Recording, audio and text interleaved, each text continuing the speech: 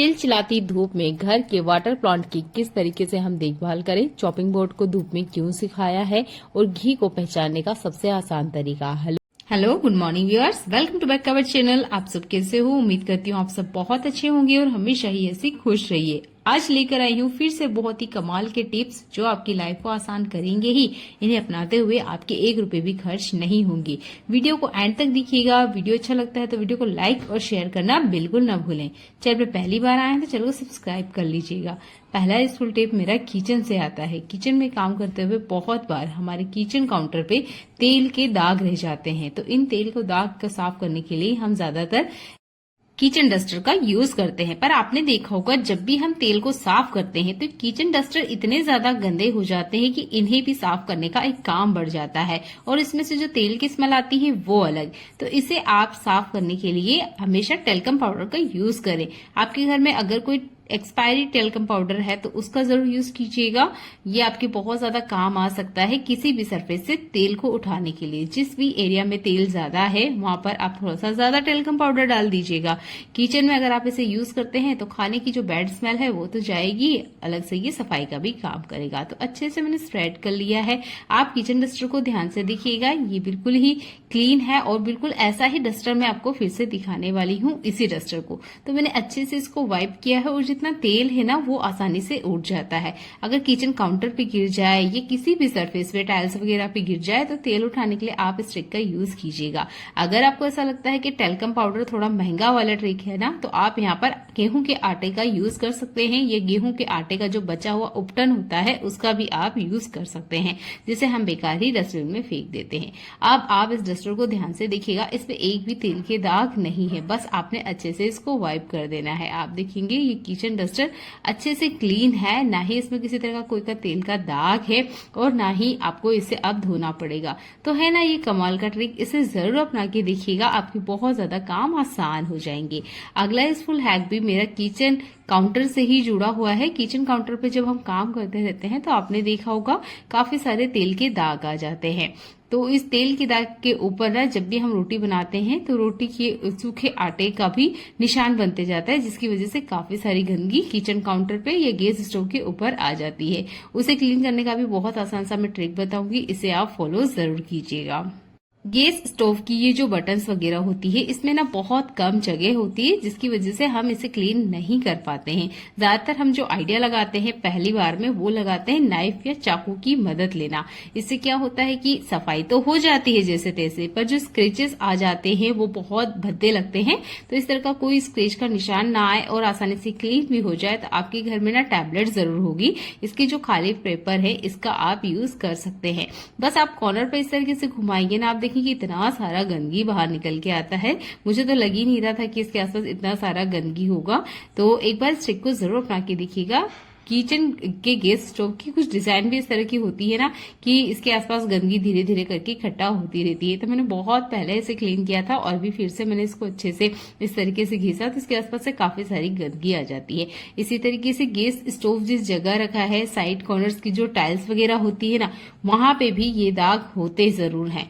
तो आप जब भी डीप क्लीनिंग करते हैं तो इस ट्रिक को जरूर अपनाइएगा। तो मैंने कुछ ज्यादा टाइम नहीं लगाया, लगभग 40 से 50 सेकंड ही मुझे लगे होंगे और देखिए काफी सारी गंदगी ना बाहर निकल के आई है। तो ये बहुत ही आसान सा ट्रिक है, इसे जरूर अपना के देखिएगा। चाकू चम्मच या फोक का यूज मत कीजिएगा, स्क्रेचेस आ जाएंगे। तो आप इस तरीके से दवाई के खाली पैकेट का यूज कीजिएगा और बहुत अच्छे से आपका ये जो गैस स्टोव के ऊपर जो भी दाग धब्बे है या इस तरीके से जम के जो गंदगी इकट्ठा हो जाती है वो अच्छे से बढ़िया से क्लीन हो जाएगा। तो मैंने अच्छे से बढ़िया से आज अपने किचन काउंटर को क्लीन किया है, अच्छे से गैस स्टोव को क्लीन किया है और बढ़िया से ये चमक उठे हैं। तो इन ट्रिक्स को अपनाते हुए आप अपने किचन काउंटर को बढ़िया से क्लीन कर सकते हैं। बर्तन तो हम क्लीन करते ही हैं, पर गैस स्टोव को भी हफ्ते में एक बार इस तरीके से डीप क्लीनिंग जरूर किया करें। देख लेते हैं आज के अगले यूजफुल हैक। आज ये जो हैक मैं आपको बताने वाली हूँ ये एक बोतल की ढक्कन से जुड़ा हुआ है। बहुत ही कमाल का हैक है, तो वीडियो को कंटिन्यू देखते रहिएगा। मेरे पास कुछ इस तरह का टूल है, अगर आपके पास नहीं है तो आप कोई कील वगैरह है उसको गर्म कर सकते हैं। ध्यान दीजिएगा कि वो आपके हाथों में गर्म लगे ना। इस तरीके से इसके ऊपर होल बनाना है। तो एक होल मैंने बनाया है, सिमिलर इसी के पास एक और होल हमने इस तरीके से बनाना है। 2 होल मैंने इस ढक्कन के ऊपर जैसे आपको दिखाया है बिल्कुल आपने इस तरीके से बनाना है। अगर ये काम आपने पहले कभी नहीं किया है तो प्लीज किसी का हेल्प ले लीजिएगा, क्योंकि ये जो टूल है या जो भी आप कील वगैरह लेंगे ना वो बहुत ज्यादा गर्म हो जाती है।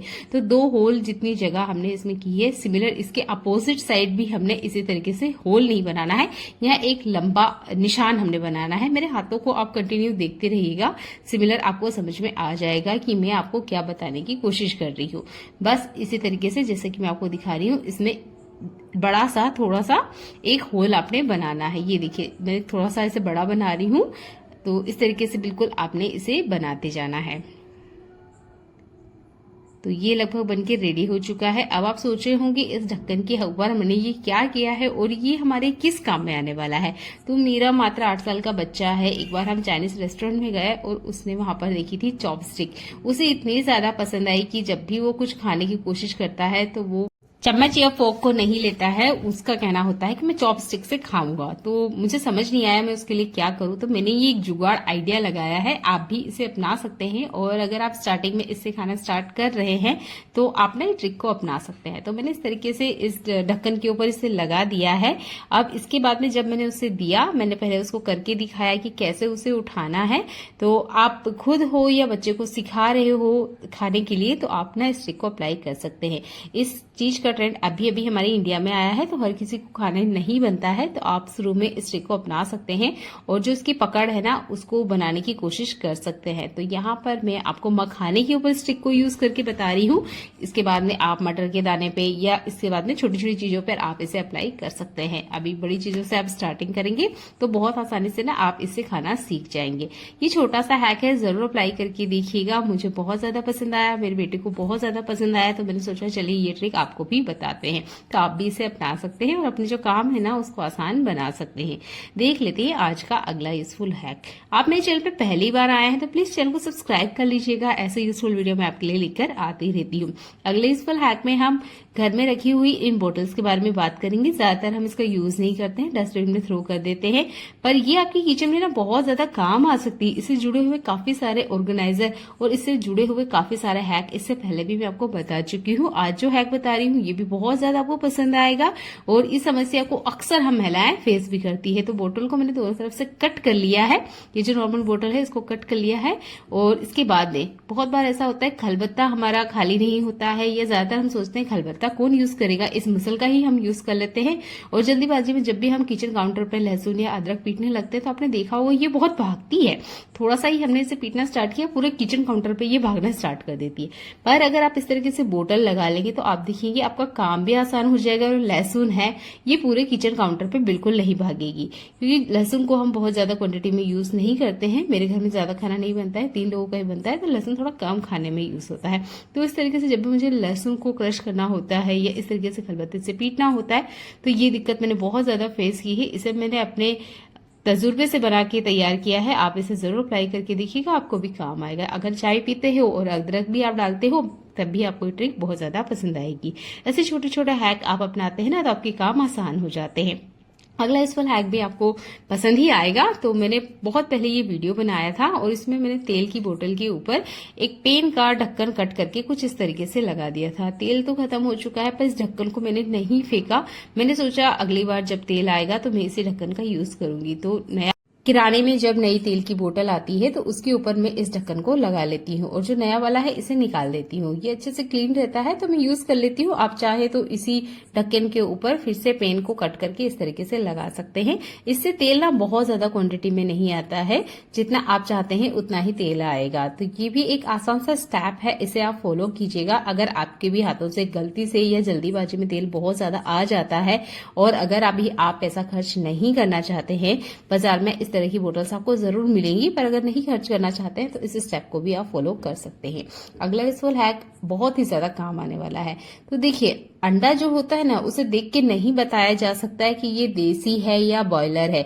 यहाँ पे 2 तरह के अंडे हैं, एक देख सकते हैं आप पूरी व्हाइट है और एक का कलर थोड़ा सा अलग है। यानी कि दोनों में आप कलर देख के तो फर्क बता सकते हो कि हाँ ये देसी है और ये बॉयलर है, पर इसे जब तक हम फोड़ेंगे नहीं ना हमें पता नहीं चलता है।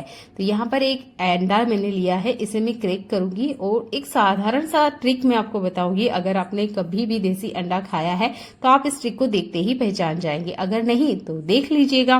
तो यहाँ पर मैंने अंडे को क्रैक किया है।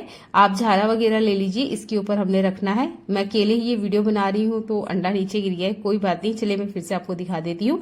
हमने एक को इस तरीके से इसके ऊपर रखना है। अब आप देखेंगे एक के अंदर दो तरह की लेयर होती है, एक ये व्हाइट कलर का होता है और एक एग व्हाइट होता है। तो हम क्या करते हैं, इन दोनों को अगर अलग करना है तो आप झारे का यूज कर सकते हैं, पर अगर हमें पता करना है कि ये अंडा देसी है तो आप झारे के ऊपर रखिए। आप देखेंगे एक एग व्हाइट है जो अलग आ चुका है, एक पीला वाला पार्ट है और इसके अलावा तीसरा पार्ट आपको और एक देखने को मिलेगा जो कि पीले वाले पार्ट के आसपास है। ये है ओरिजिनल देसी अंडा। अगर आप बॉयलर अंडा लेते हो तो जो येलो पार्ट है वो अलग हो जाएगा और जो व्हाइट पार्ट है वो पूरी तरीके से अलग हो जाएगा। ये जो जेली फॉर्म आपको दिख रहा है ना, ये देखने को नहीं मिलेगा जो कि बॉयलर अंडे होते हैं, पर देसी जो शुद्ध देसी अंडा है उसके अंदर आपको ये जेली फॉर्म जरूर देखने को मिलेगा।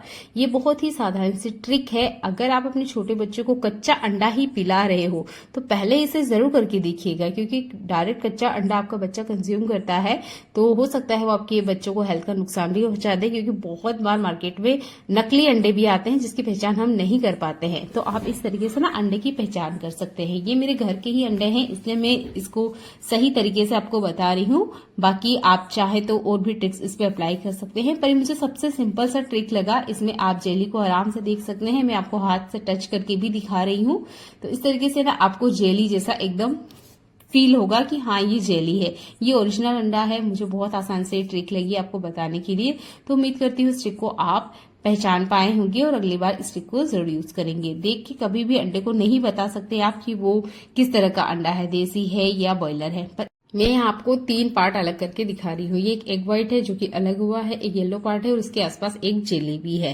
तो इस तरीके से आप पहचान सकते हैं। अगला इस फुल हैक में मिक्सर जार के बारे में बात करूंगी। ये जो मिक्सर जार होता है, अगर हम इसे ध्यान से देखें तो इसके पिछले वाले पार्ट में ना काफी ज्यादा गंदगी होती है। हम आगे वाले हिस्से को तो अच्छे से क्लीन कर लेते हैं पर पीछे वाले पार्ट पे हम ध्यान नहीं देते हैं। आपने लेना है मीठा सोडा और इसके ऊपर इस तरीके से डाल देना है। इसके बाद में एक चीज हम इसमें ऐड करेंगे, तब इसमें एक मैजिक होगा और इससे ही आपका जो मिक्सर जार है अच्छे से बढ़िया से क्लीन हो जाएगा। ये है व्हाइट विनेगर जिसे सिरका भी कहते हैं। आपने इसके ऊपर डालना है और आप देखेंगे बहुत सारे बबल्स आएंगे। ये एक मैजिक वाला रिएक्शन होता है जिससे क्या होता है, इसके आसपास जितनी भी गंदगी वगैरह है ना वो अच्छे से छूट जाती है। आपको बिना हाथ टच करे हुए भी अच्छे से बढ़िया से आप इसकी क्लीनिंग कर सकते हैं। तो यहाँ पर अगर आपके पास मीठा सोडा नहीं है तब आप इनो का यूज कर सकते हैं। नॉर्मल पानी में ऐड करके इसके पीछे वाले पार्ट में आप डाल दीजिएगा, इससे भी अच्छे से क्लीनिंग हो जाती है। 5 मिनट के लिए आप इसे छोड़ दीजिएगा। पुराना कोई टूथब्रश आप ले लीजिए, अच्छे से आप इसको क्लीन करेंगे। आप देखेंगे इसके आसपास की जितनी भी गंदगी वगैरह है आसानी से निकल जाती है। ये एक आसान सा ट्रिक है जिससे आप मिक्सर जार के पीछे वाले पार्ट को अच्छे से क्लीन कर सकते हैं। इसे भी क्लीन करना बहुत जरूरी है। अगर आपको लगता है कि नहीं क्लीन हो रहा है तो थोड़ा सा डिश जेल भी आप इसमें ऐड कर सकते हैं। इससे कैसी भी सरफेस हो उसका दाग धब्बा बहुत आसानी से निकल जाता है। तो ये सिंपल सा स्टेप है। इसमें आप हार्पिक का इस्तेमाल मत कीजिएगा। हार्पिक हमारे खाने में बिल्कुल यूज नहीं होता है। तो आप ना इन ट्रिक्स को अपनाइए और उसके बाद में अपने मिक्सर जार को अच्छे से क्लीन कीजिएगा। अगर इस स्टील के ऊपर लग भी जाएगा तो कोई सी तरह का कोई दिक्कत नहीं है। आप पूरे मिक्सर जार को भी इससे अच्छे से क्लीन कर सकते हैं। मैं इसे क्लीन करती रहती हूँ तो आपको यहाँ पर ज्यादा गंदगी देखने को नहीं मिलेगी। पर अगर आपका ज्यादा मिक्सर जार गंदा है तो आप इस ट्रिक को जरूर अप्लाई करके देखिएगा, अच्छे से बड़े से क्लीन हो जाता है। तो इसके आसपास भी मुझे काफी सारा गंदगी नजर आ रहा था, इसे भी मैंने अच्छे से क्लीन कर लिया है। अब मैं एक कप में आप इसको ट्रांसफर करके दिखा रही हूँ। ये अच्छे से क्लीन है, यानी इसमें कोई गंदगी नहीं है। तो आप इसको किचन सिंक को साफ करने के लिए यूज कर सकते हैं। अच्छे से इसे धोकर मैं आपको दिखा देती हूँ। ये बहुत बढ़िया से क्लीन हो चुका है। उम्मीद करती हूँ आप भी अपने मिक्सर जार को इसी तरीके से क्लीन करके रखेंगे। देख लेते हैं आज के अगले यूजफुल हैक। आज के टाइम में आपको हर घर में एलईडी बल्ब मिल जाएंगे। इसकी लाइफ बहुत अच्छी होती है, काफी लॉन्ग टाइम तक ये चलते हैं। पर जब ये बहुत टाइम तक लगे रहते हैं तो उसके ऊपर ना काफी ज्यादा धूल मिट्टी आ जाते हैं, काफी सारे दाग धब्बे भी आ जाते हैं। तो इसे क्लीन कैसे करें, क्योंकि एक इलेक्ट्रॉनिक चीज है तो इसके ऊपर हम कोई लिक्विड तो अप्लाई नहीं कर सकते, पर हाँ इसे आप क्लीन कर सकते हो कोलगेट की मदद से या कोई भी टूथपेस्ट जो आपके पास है। तो मेरे पास एक पुराना टूथपेस्ट रखा हुआ है जो कि एक्सपायर हो चुका है। इसका मैं यूज कर रही हूँ। ये मेरे बच्चे ने एक्साइटमेंट में ले लिया था, छोटी साइज में देखने में लग रहा था, तो उसने कहा था मैं अलग से अपने लिए ले लेता हूँ, पर उसने उसका यूज नहीं किया, फिर रखे रखे ही ये एक्सपायर हो गया। तो इसका यूज भी कर रही हूँ इस तरीके से एलईडी बल्ब को क्लीन करने के लिए, या आप किसी भी अप्लायंस को क्लीन करने के लिए कर सकते हैं इस तरह के टूथपेस्ट का, जिस पर आप पानी का यूज नहीं कर सकते। बहुत अच्छे से सरफेस क्लीन हो जाती है।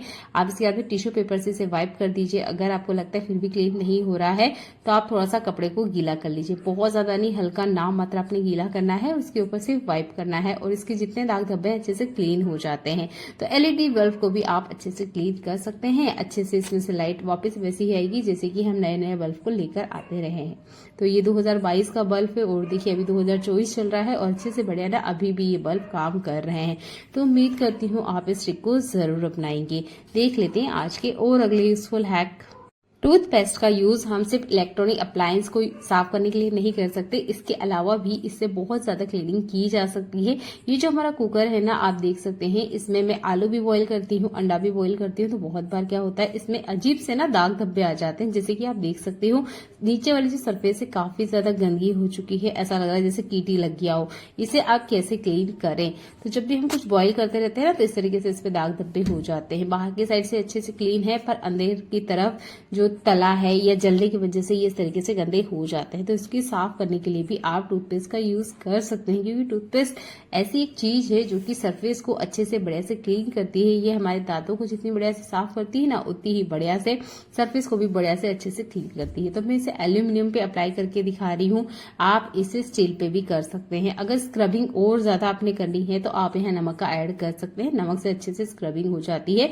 कोई स्टील का वायर लेने की जरूरत नहीं है, नॉर्मली जो क्लीन स्क्रब है ना, इससे ही बढ़िया से अच्छे से क्लीनिंग हो जाएगी। थोड़ा सा नमक ऐड करते हुए मैंने अच्छे से इसको स्क्रब किया और इसके अंदर की जितनी भी गंदगी थी ना, बहुत बढ़िया से क्लीन हो गई है। फाइनल रिजल्ट दिखाऊंगी तो आप भी चौंक जाएंगे, क्या इतनी अच्छे से क्लीनिंग कोलगेट से हो सकती है। तो ये देखिए बढ़िया से अच्छे से चमक गया है।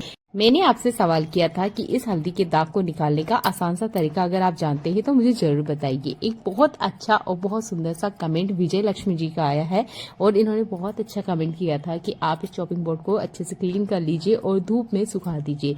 पूरा दिन आप इसे रहने दीजिए, आप देखेंगे इसके ऊपर से जितने हल्दी के दाग हैं वो निकल जाते हैं।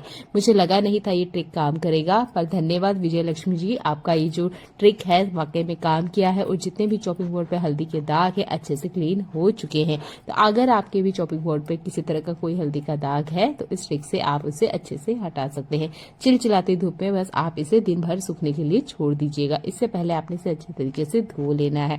बहुत ही आसान सा टिप से अच्छा सा रिजल्ट मैं आपको दिखा रही हूँ। अगला यूजफुल हैक गर्मियों से जुड़ा हुआ है। जैसे ही गर्मियों का सीजन आता है, बच्चों की छुट्टियां होती हैं और हम भी थोड़े दिन बाहर चले जाते हैं घर से, तो क्या होता है जो आटा होता है ना, इसे हम इसी तरीके से ढक्कन ढक के रख के चले जाते हैं। पर जब हम आते हैं 15-20 दिन के गैप में, तो आपने देखा होगा इसमें इल्लियां आ जाती है, नहीं तो जाले पड़ जाते हैं। अब ऐसा क्या करें कि हम हमारा आटा रख के जाएं और इसमें किसी तरह की कोई इल्ली वगैरह या कीड़ा ना आए। तो आपके घर में ना किचन में हींग जरूर होगा। इस हींग को खोलकर आपने आटे के बीच में इस तरीके से रख देना है। इसके अंदर हींग हमने बिखराना नहीं है, ठीक है। बस इस तरीके से भी अगर आप रखते हैं ना, तो हींग अपने काम अच्छे से करेगी। अगर आप हींग को 50 साल बाद भी खोल के देखेंगे तो आप देखेंगे हींग में कभी भी किसी तरह का कोई कीड़ा नहीं लगता है। ये एक आयुर्वेदिक गुण है इसका कि हींग में कभी किसी तरह का कोई कीड़ा नहीं लगता है। तो ये कीड़ा नहीं लगने देता है। तो आटे को जब भी आप लॉन्ग टाइम के स्टोर करके रख रहे हो या ज्यादा दिन के लिए आप कहीं बाहर जा रहे हो, तो इस हींग वाले ट्रिक को यूज कीजिएगा। हर तरह के आटे पर ये काम करता है। अगला यूजफुल हैक गर्मियों से ही जुड़ा हुआ है। गर्मियों के सीजन में हम हमारे घर की बहुत अच्छे से क्लीनिंग करते हैं। आपके भी घर में इस तरह का चटाई है तो आपको इस बात का जरूर ध्यान रखना चाहिए कि जब भी आप इसे धोकर डालें धूप में, तो कोशिश कीजिएगा 15 मिनट के अंदर ही आपने इसे धूप में से उठा लेना है। तो कोशिश कीजिएगा कि ज्यादा से ज्यादा ये शाम के टाइम ही आप इसे क्लीन करें, ताकि इस पर डायरेक्ट धूप ना लगे और ये लॉन्ग टाइम तक चले। अगले यूजफुल हैक में मैं मनी प्लांट या इसी तरह के वाटर प्लांट के बारे में बात करूंगी, जिसे हम पानी के अंदर लगाते हैं। तो कोशिश कीजिएगा हफ्ते में एक बार, एक डे आप डिसाइड कर लीजिए, जो भी आप डिसाइड करते हैं, संडे है, मंडे है, उस दिन आपने जितने भी आपके वाटर प्लांट है इनको अच्छे से नहलाना है। अगर आपके यहाँ शावर है वॉशरूम में तो आप उसके नीचे ले जाके इन्हें रख सकते हैं। इनको बहुत अच्छे से आपने पानी दिखाना है, यानी कि पानी से अच्छे से इनको भिगोना है। इससे क्या होगा कि इन्हें एकदम फ्रेश फील होती है। आप चाहे तो स्प्रे बोतल में भी इस ट्रिक को अप्लाई कर सकते हैं, पर हम यहाँ इसका पानी बदल ही रहे हैं, तो मैंने पूरे ही प्लांट जितने हैं उनको पानी के अंदर इस तरीके से डीप कर दिया है। जो कांच की बोतल होती है वो जल्दी से गर्म नहीं होती है, पर इस तरह के अगर कंटेनर में आप रखते हो या किसी प्लास्टिक बोतल में अगर आप अपने वाटर प्लांट रखते हो तो कोशिश कीजिएगा आप इसके ऊपर जुराब या किसी तरह का कपड़ा पहनाएं, क्योंकि गर्मी में बहुत ज्यादा जो गर्मी होती है वो हवा में भी होती है, जिसकी वजह से इस तरह की जो प्लांट हम लगाते हैं इसका पानी बहुत जल्दी से गर्म हो जाता है। तो अच्छे से एक हफ्ते आप टाइम निकाल लीजिए। हफ्ते में जो भी आप दिन बनाते हैं उस दिन आपने इन प्लांट को निकालना है। इनको जड़ों को अच्छे से आप देखिएगा, अगर किसी तरीके से सड़न गलन लग गई है तो उसे हटा दीजिएगा। वैसे अगर आप इस ट्रिक को अपनाते हैं कि हर हफ्ते अच्छे से इनको चेकआउट करते हैं या देखते हैं कि इसमें किसी तरह का कोई कीड़ा वगैरह या किसी तरह का कोई फंगस नहीं निकला है, तो ये ना पूरे सीजन अच्छे से चलते हैं, अच्छे से इनकी ग्रोथ होती है। तो आप मेरे प्लांट देख सकते हैं अच्छे से नई ग्रोथ भी हो रही है, किसी जड़ में कोई खराबी नहीं है। अगर मुझे कोई पत्ती वगैरह लगती है कि खराब हो चुकी है तो मैं उसे हटा देती हूँ। तो यहाँ मेरे पास बैम्बू प्लांट भी है, मनी प्लांट भी है और काफी सारे तरह के प्लांट है, तो आप ना देख सकते हैं और अच्छे से बढ़िया से इनकी ग्रो हो रही है। तो इसकी जो लीफ है ना ये भी नई आने लग गई है और बहुत अच्छे से ये ग्रो कर रहा है। तो अच्छे से बढ़िया से ये पानी में चलते हैं। बस हर वीकेंड आपने इस ट्रिक को ट्राई आउट करना है कि इसका पानी बदल देना है। मेरे बिग साइज की लीफ को अभी 15 दिन पहले ही लगाया था। मुझे लग नहीं रहा था कि ये पानी के अंदर चलेगी, पर बाहर की तरफ हमारा पानी डालना ज्यादा हो नहीं पाता है गार्डन वगैरह में, तो हम लोग ना इस तरीके से इसे कटिंग करके एक बोतल में लगाए थे, पानी की बोतल में। पिछली वीडियोस में आपको दिखाई थी। तो ये भी बहुत अच्छे से ग्रो कर रहा है। इसका जो एक लीफ है ये किसी वजह से यहाँ से सूख रहा है, तो मैंने इसको यहाँ से कट कर दिया है। तो आप इस तरीके से बिग साइज की जो मनी प्लांट है इनको भी पानी में अच्छे से ग्रो कर सकते हैं। ऐसा ही लगता है जैसे बारिश हो रही है, तो एक बार ना पेड़ पौधे की भी मन की कर लिया करें। और इस तरीके से आप प्लांट को वीकेंड में एक बार अच्छे से वॉश करके फिर से पानी फिलअप करके रखें। अगला यूजफुल हैक में यहाँ बात करूंगी आपको गैस के बारे में। तो ये जो गैस का बटन होता है ना, इसे हम कितना भी अच्छे से क्लीन कर ले पर इसके अंदर वाले हिस्से क्लीन नहीं हो पाते हैं। अगर आपके पास स्टील वाला टूथब्रश है तब तो एक बार में ही अच्छे से क्लीन हो जाएगा, नहीं है तो मेरी तरह से आप नॉर्मल जो पुराना टूथब्रश है उस पर थोड़ा सा विम जेल ले लीजिए, अच्छे से थोड़ा सा इसके ऊपर स्क्रब कर लीजिए। जितनी इसकी सरफेस है, जितनी गंदगी है वो अच्छे से ढीली हो जाएगी। इसके बाद में हमने लेना है मीठा सोडा, चुटकी भर या चुटकी भर से थोड़ा सा ज्यादा आप ले सकते हैं। इसे भी आपने टूथब्रश के ऊपर इस तरीके से डाल लेना है और उसके बाद में आप इसे अच्छे से स्क्रबिंग करिएगा। जो मीठा सोडा है ये अच्छे से इसके अंदर लगी हुई जितनी भी गंदगी है उसे फुला देगा, ब्रश अच्छे से क्लीनिंग कर देगा। और आपने देखा होगा ये बटन्स है, इनकी कुछ डिजाइन इस तरीके से होती है कि हमारा जो स्टील वाला ब्रश हो या इस तरह का ब्रश हो वो अंदर की तरफ नहीं जाता है। तो जितना हो सके कोशिश करिएगा ये जाए और अच्छे से क्लीन करे। नहीं हो पा रहा है तो मैं अगला जो ट्रिक बता रही हूँ उसे भी आप अप्लाई कर सकते हैं। तो ये जो डस्टर है आपको इसको इस तरीके से पकड़िएगा और इसके इनसाइड अंदर की तरफ आप लगाइएगा, तो आप देखेंगे अंदर की तरफ से भी अच्छे से क्लीन हो जाते हैं। तो इस तरह की बटन्स को क्लीन करने के लिए आप इस हैक को अप्लाई कर सकते हैं। जिस तरीके से हमारे गैस स्टोव को क्लीन करते हैं ना, इसी तरीके से आप इन बटन्स को भी अच्छे से क्लीन करके रखा करें, क्योंकि दिन में न जाने कितनी बार हम इसे टच करते होंगे। तो उम्मीद करती हूँ ये वाला हैक भी आपको पसंद आया होगा। मार्केट में जब भी किसी चीज की ज्यादा मांग होती है तो उसमें मिलावट भी उतनी ही ज्यादा होती है। तो यहाँ पर आज मैं आपको घी को पहचानने का सबसे आसान सा तरीका बताऊंगी। एक बर्तन में आप पानी ले लीजिए, गर्म है मौसम तो आपको कोई जरूरत नहीं है कि ठंडा पानी लें या गर्म पानी लें, नॉर्मल जो टैप वाटर है वो ले लीजिए। पानी में इस तरीके से 4 से 5 बूंद आप घी के डाल दीजिएगा। तो यहाँ पर मेरे पास 2 तरह की घी है, दोनों की मैं 3 से 4 बूंद इस तरीके से डाल रही हूँ। ये जो पीला वाला घी आप देख रहे हो ना, ये गाय का घी है और ये घी ना ऊपर ही फ्लो हो रहा है, नीचे नहीं बैठ रहा है। इसमें मिलावट तो है पर कम है। अब जो घी बिल्कुल ही सेट हो जाएगा, नीचे तले में बैठ जाएगा, उसमें बहुत ज्यादा मिलावट है। ये अच्छे से फ्लो कर रहा है तो फर्क करना थोड़ा सा मुश्किल हो रहा है कि मिलावट है या नहीं है। तो 10 मिनट के लिए आप इस पानी में इसे छोड़ दीजिए। अगर ये मेल्ट होके अच्छे से सरफेस पे तैरेगा तो इसी तरह की कोई मिलावट नहीं है। पर जो थोड़ा सा पहले मैंने डाला था व्हाइट कलर का, इसमें किसी तरह की कोई मिलावट नहीं है और अच्छे से सरफेस पे तैर रहा है। तो आप ना इस तरीके से घी की पहचान कर सकते हैं। ये आसान सा ट्रिक है। गर्मी इतनी ज्यादा हो रही है कि गर्म पानी की आपको जरूरत नहीं पड़ेगी। नॉर्मल जो टैप वाटर है ना उसी का यूज करते हुए आप घी की पहचान कर सकते हैं। लगभग 10 मिनट बाद भी आके मैंने इस घी को उठा के देखा, ये घी अभी भी मेल्ट नहीं हो रहा था, बिल्कुल जैसा था वैसा का वैसा ही है, दरदरा। तो ये घी मिलावटी है। ये जो घी है ये गाय का घी है, शुद्ध देशी घी इसे बोल के मैंने बेचा गया था, पर इसमें काफी ज्यादा मिलावट आई है। और ये वाला जो घी है ना, मैंने इसे घर पे बनाया है, लगभग आधा केजी के आसपास है। तो कोशिश कीजिएगा, अगर घर में छोटे बच्चे हैं, आप उसे डायरेक्ट घी दे रहे हो, आप सोच रहे हो उसकी हेल्थ को ही फायदा करेगा पर नुकसान कर सकता है, तो कोशिश कीजिएगा दूध थोड़ा ज्यादा लेके स्पेशल घी आप घर पे ही बनाए, बिना मिलावट के आप अपने बच्चों को देंगे तो उसकी हेल्थ को बहुत ज्यादा बेनिफिट्स मिलेंगे। मार्केट वाले को अवॉइड कीजिएगा। अगला यूजफुल हैक मेरा यहाँ पर सब्जियों से जुड़ा हुआ है। जैसे ही गर्मियों का सीजन आ गया है, लेफ्ट ओवर जितनी भी सब्जियां हैं कोशिश कीजिएगा आप इसे खाने में यूज ना करें। फिर भी आप चाहते हो कि इसे नेक्स्ट टाइम खाने में यूज करना है, तो जैसे ही आपका खाना हो जाता है, सब्जियों को कभी भी किचन काउंटर पर ना छोड़ें, डायरेक्ट आप इसे फ्रिज में रख दें और यूज करने के 10 मिनट पहले ही आप इसे निकालें। कोशिश कीजिएगा इस तरीके से सब्जियों को एक्स्ट्रा बना के ना रखें, गर्मियों में नुकसानदेह होती है। अगला यूजफुल हैक मेरा, सब्जियां जब भी हम बर्तनों से निकालते हैं या अचार वगैरह निकालते हैं, खाने में यूज करते हैं, तो आपने देखा होगा काफी सारा तेल ना बर्तन में रह जाता है। इसे उठाने के लिए आप टिश्यू पेपर का यूज कर सकते हैं या नॉर्मल इस तरह का पेपर है उसका भी आप यूज कर सकते हैं। पर इसे किचन सिंक में मत डालिएगा, किचन सिंक में डालेंगे तो आपका नुकसान होगा और हमारे जो पैसे हैं उसकी भी वेस्टेज होगी। तो मात्र एक टिश्यू पेपर आपके बहुत ज्यादा काम आ सकता है। तो मैंने टिश्यू पेपर इस तरीके से लिया और इसके ऊपर डाल दिया। ये जितना भी तेल है अच्छे से ऑब्जर्व कर लेगा। अगर आप टिश्यू पेपर नहीं यूज करते हैं तो न्यूज़पेपर का भी यूज कर सकते हैं।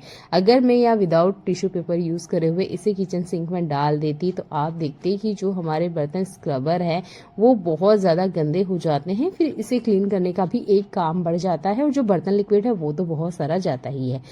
नेक्स्ट टाइम आप जब भी बर्तन को क्लीन करें तो ये टिश्यू पेपर या न्यूज़पेपर वाले ट्रिक को अप्लाई कीजिएगा। जितना तेल है वो अच्छे से ऑब्जर्व हो जाता है और आपकी जो भी बर्तन है वो ऐसे क्लीन हो जाएंगे जैसे इसमें तेल था ही नहीं।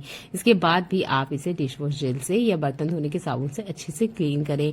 ये यूजफुल हैक को आप अपनी लाइफ में अपनाइए, आपके किचन और घर के काम आसान होंगे। छोटे छोटे स्टेप है पर ये हमारे पैसों की बचत करती है और जो हमारा रोजमर्रा का काम है उसको करने के नए तरीका हमें मिलता है। तो उम्मीद करती हूँ ये वाले ट्रिक्स आपको पसंद आते हैं। ट्रिक्स आपको पसंद आते हैं तो चैनल को सब्सक्राइब करना ना भूलें। देखने के लिए आपका बहुत सारा धन्यवाद।